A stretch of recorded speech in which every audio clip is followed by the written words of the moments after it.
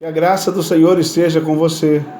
Que o amor de Deus Pai venha encher a tua alma, o teu espírito, e através dessa palavra, dessa pequena reflexão de meditação para a tua família, para a tua vida, para nossas vidas, Deus venha fazer algo tremendo, extraordinário na sua vida. E com certeza a paz, a certeza que Deus está com você, a certeza que Deus fala com você, a certeza que Deus revela a sua palavra para você, você vai sair com certeza dessa reflexão, com essa certeza, sem medo de errar.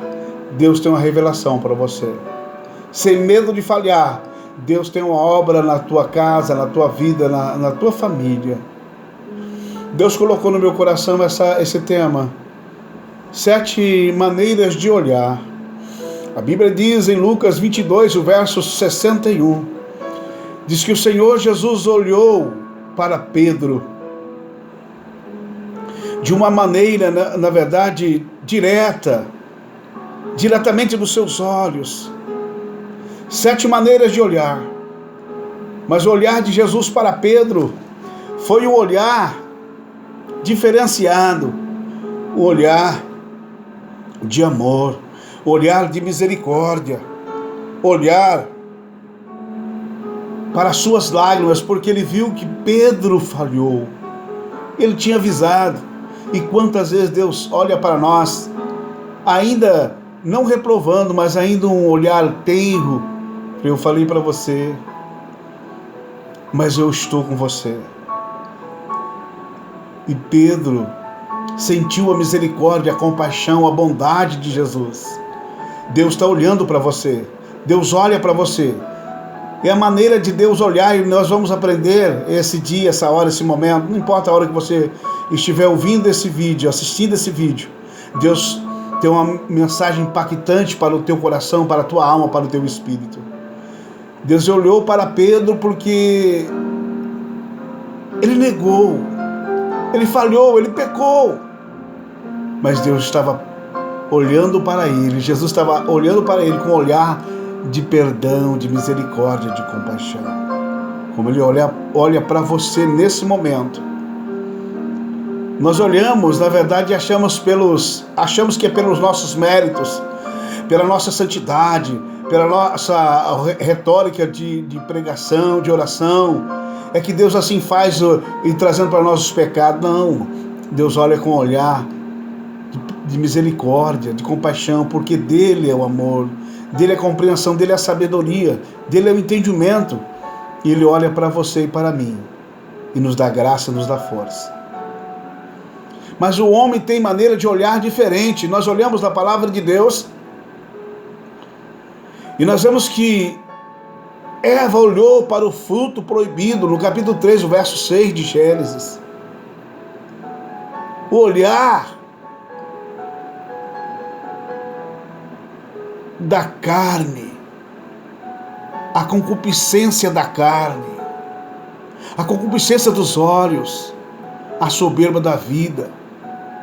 Vendo que o fruto era bonito para se comer, diante dos seus olhos, desejado para saborear, ela caiu em tentação. As maneiras de nós olharmos as situações que nós estamos passando, enfrentando. Eva olhou para o fruto proibido e se comeu. A segunda maneira de olhar, nós olhamos para a vida da mulher de Ló. Ela olhou para trás, olhou para Sodoma e Gomorra. Não podemos olhar para trás. Você chegou até aqui, Deus te trouxe até aqui para uma salvação plena, para te restaurar, para vivificar.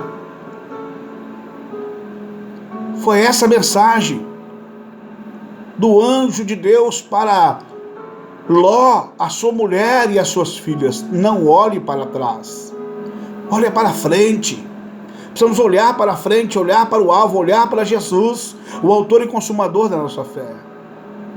A maneira de nós olharmos, que vai ou não proporcionar bênção para nós, Ela olhou para trás e se converteu numa estátua de sal. Nós olhamos na trajetória do povo de Israel. Antes de conquistar a terra prometida, a primeira cidade, a terra das palmeiras, Jericó, Deus tinha falado, olha, não toque em nada. O ouro e a prata será para a casa de Deus. Se alguém tocar, será amaldiçoado, será anátema para sempre, assim como aquela cidade. Eles tinham que conquistar as outras cidades, como Ai, por exemplo, e voltar envergonhado com poucos soldados, assim de Josué. Falou, olha, pode ir. Deus vai entregar, ou já entregou nas nossas mãos. Eles voltaram fugidos, derrotados. E Josué chamou o povo, vamos orar, vamos consagrar, porque o Senhor fará maravilha em nosso meio. Deus fez, mas quando chegou em Ai, foram envergonhados. Josué levantou pelas madrugadas e orou a Deus. Deus falou com ele, levanta, Josué. A anátema, a maldição, quebrar a minha aliança, quebrar o meu concerto, me desonraram, Josué. E ele foi por tribos, por famílias, por tribos, até chegar na tribo que estava Acã. Acã cobiçou um pouco de prata, 200 ciclos de prata, uma boa capa babilônica, uma cunha de ouro e 50 ciclos, e escondeu na sua cabana. E o povo perdeu a batalha, perdeu a guerra. Porque nós quebramos, muitas das vezes olhamos para aquilo que não devemos olhar e ficamos envergonhados. Vamos olhar para Deus. Tem coisas que vai te chamar a sua atenção, mas não olhe aquilo que chama a atenção dos seus olhos. Não olhe para aquilo que vem a cobiça no seu coração. Não olhe para trás, para nós não convertermos o estátua de sal. A Bíblia diz que Davi olhou para Betseba, que estava se banhando, enquanto o seu soldado estava guerreando. Presta atenção. Quero chamar a sua atenção. Para onde é o teu olhar? Para onde que você está olhando? Para as coisas de Deus, para as coisas sagradas ou para as coisas mundanas? Davi pagou um preço alto, muito caro. A concupiscência da carne, veio o adultério, veio as consequências. Alguns ditos dizem que o peixe morre pela boca, mas eu digo que é pelo contrário, o peixe morre pelos olhos. Os nossos olhos, que ilumina todo o nosso corpo. Jesus falou, olha, se os teus olhos for trevas, assim será todo o resto do seu corpo. Mas se os seus olhos for luz, todo o seu corpo será luz. Mas se for trevas, será tenebroso. A maneira de nós olharmos, não como a Eva, que pôs toda a humanidade à perdição devido à sua desobediência. Mas a Bíblia fala de alguém que olhou de uma maneira diferente. É assim que nós temos que copiar, tomar posse da palavra de Deus dessa forma. Estevão olhou para os céus, mesmo sendo apedrejado, mesmo sendo, depois de acusado, sendo morto, olhou para o céu. Sabe que ele viu Jesus em pé, à direita de Deus. Ele pôde dizer, Senhor, não impute os seus pecados. Olhar de misericórdia. Você olhar dessa forma, não importa as pedras que têm sido lançadas sobre você. Toma essas pedras e faz um castelo de glória para Deus. Faz um altar de adoração ao nome do Senhor. E você vai ver os céus abertos, como Estevão viu. Mas não é fácil, é claro que não é fácil. Nós entristecemos, e tem pessoas que, em vez de alegrar com as suas bênçãos, em vez de se alegrar com as nossas bênçãos, em vez de se entristecer com as coisas que têm acontecido, pelo contrário, se alegram com a desgraça de muitos.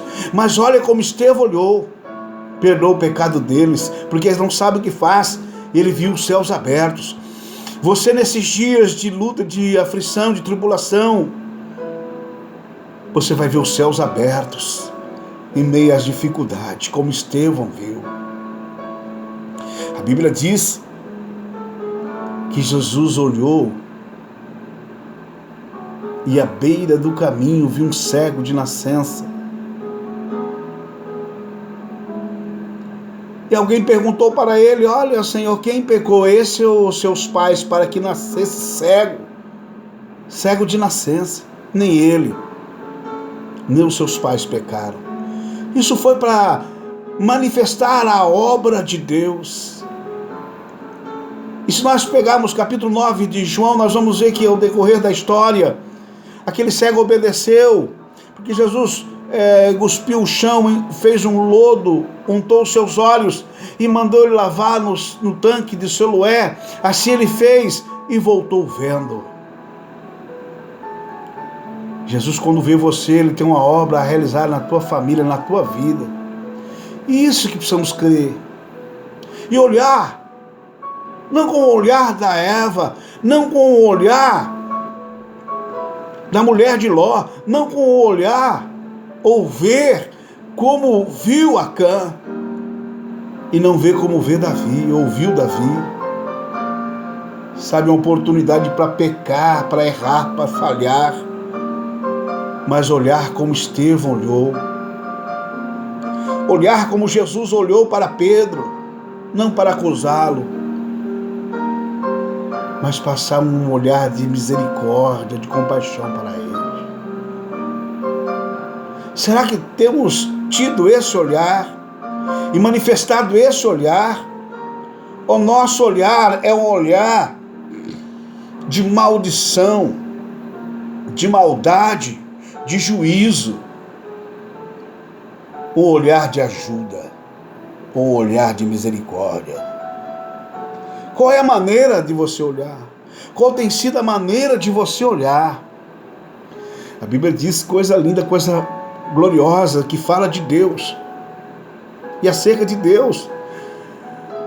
No livro que Moisés escreveu, no primeiro livro de Gênesis, o livro da origem, no princípio criou Deus o céu e a terra era sem forma e vazia, e havia trevas sobre a face do abismo, e o Espírito de Deus se movia sobre a face das águas.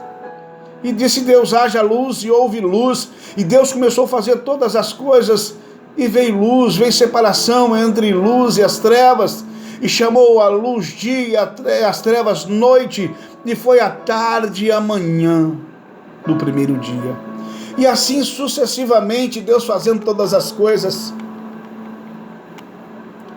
E a Bíblia diz que chamou Deus a porção seca a terra. No verso 10 eu estou, capítulo 1 de Gênesis. E o ajuntamento das águas, mares, e viu Deus que era bom. E Deus foi fazendo todas as coisas, e viu Deus que era bom. Quando criou as árvores, as ervas do campo, e viu Deus que era bom. E foi passando os dias, e ele disse: olha, e pôs na extensão dos céus para iluminar a terra, sol e a lua, para governar de dia e à noite, e para fazer separação entre luzes e trevas. E viu Deus que era bom. E foi a tarde e a manhã do quarto dia. E assim sucessivamente. E toda ave de asas conforme a sua espécie. Porque Deus criou as grandes baleias e todos os répteis e de alma vivente, que as águas abundantemente produzam, conforme a sua espécie. E viu Deus que era bom. E assim foi fazendo Deus e falando, e viu Deus que era bom, fez as feras de todas as espécies, os gados conforme a sua espécie, os répteis conforme a sua espécie. O verso 25, e viu Deus que era bom. E criou o homem à sua imagem e à sua semelhança. Assim Deus o criou, homem e mulher. E foi fazendo Deus conforme o seu querer. E no capítulo 1, último versículo 31, diz assim: viu Deus tudo quanto tinha feito, resumindo, e eis que era muito bom. E foi a tarde e amanhã, o dia sexto.